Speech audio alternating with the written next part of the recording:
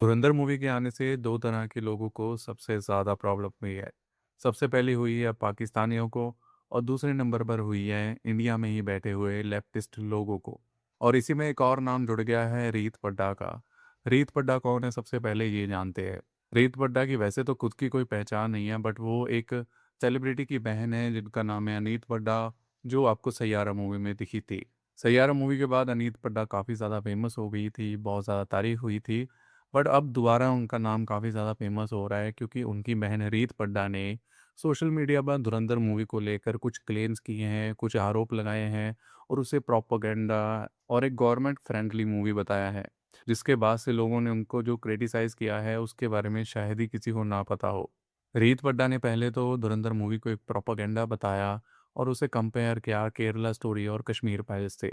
उसने कहा कि ये तीनों ही मूवी एक प्रोपेगेंडा लेकर चलती हैं और इंडिया के मुस्लिम्स को टारगेट करती हैं, उन्हें बुरा दिखाती हैं, ये करती हैं, वो करती हैं।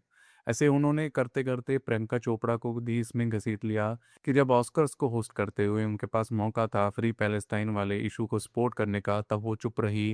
रीत वड्डा यही नहीं रुकी, उन्होंने कहा कि आदित्य धर खुद एक कश्मीरी पंडित है, अगर कश्मीरी पंडितों के साथ इतनी चीज़ें बुरी हुई तो उन्होंने खुद आकर कभी क्यों नहीं कहा? क्या उनको कभी एक आदमी भी दिखाया है जिसने ये चीज़ें कही हों? और ये चीज़ें जो रीत पल्ला कह रही हैं, साफ-साफ उनकी मेंटालिटी दिखा रहा है कि वो एक लेफ्टिस्ट हैं। कहा जा रहा है कि उनका जो बॉयफ्रेंड है, वो भी एक मुस्लिम है और पाकिस्तानी है।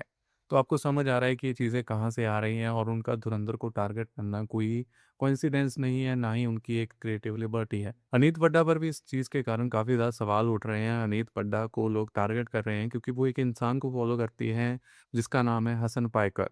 ये कोई नॉर्मल बंदा नहीं है, ये भी पाकिस्तानी कहा जा रहा है और इसने ऑपरेशन सिंदूर को लेकर कहा था कि वो एक टेररिस्ट अटैक था और इंडियन गवर्नमेंट और इंडिया को क्रिटिसाइज़ किया था। तो आप समझ सकते हैं कि किस तरह के लोगों को फॉलो करते हैं और किस तरह की मेंटालिटी रखते हैं। जिसके बाद से इन दोनों को काफ़ी ज़्यादा बैकलैश फेस करना पड़ रहा है ऑडियंस से।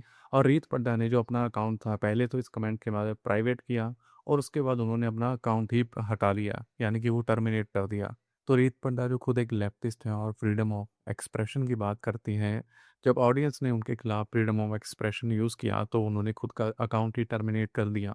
उन्होंने अपना अकाउंट प्राइवेट करके ये दिखा दिया कि ये सब उनका सिर्फ़ एक टारगेटेड क्रिटिसिज़्म था और इसका किसी भी फैक्चुअल चीज़ से लेना-देना नहीं है और ये सिर्फ़ उनके अंदर की भड़ास थी, क्योंकि वो खुद एक पाकिस्तानी लवर हैं, उनका बॉयफ्रेंड एक पाकिस्तानी है, वो इंडिया से बाहर रहती हैं, सेम जैसे ध्रुव राठी के केस में होता है। वो भी इंडिया से बाहर रहते हैं, बट सबसे ज़्यादा कमेंट इंडिया के ऊपर उन्हीं के आते हैं। उन्होंने आदित्य धर पर ये भी आरोप लगाए कि उन्होंने पीएम मोदी को ग्लोरीफाई किया है, जिन्होंने 2002 के गुजरात राइट्स करवाए थे। बट आपको देखना होगा कि साबरमती एक्सप्रेस, जिसमें सब हिंदू सवार थे, उनको किसने दिलाया था, ये भी उनसे सवाल करना बनता है। तो आप समझ सकते हैं कि एक तरफ की चीज़ें कह रही है। ना इनको पीके मूवी दिखती है, ना कोई और मूवी दिखती है जिसमें ऐसी चीज़ें दिखाई जाएँ। वो उनको क्रिएटिव लिबर्टी लगती है, फ्रीडम ऑफ एक्सप्रेशन लगता है। इसके बाद से लोग अनीत पड्डा को भी काफ़ी ज़्यादा ट्रोल कर रहे हैं और अनीत पड्डा को काफ़ी ज़्यादा बैकलैश देखने को मिल रहा है। अनीत पड्डा सैयारा के कारण एक रात में स्टार बन गई थी और अब उनकी मूवी जो है 2026 में आने वाली थी शक्तिशालिनी।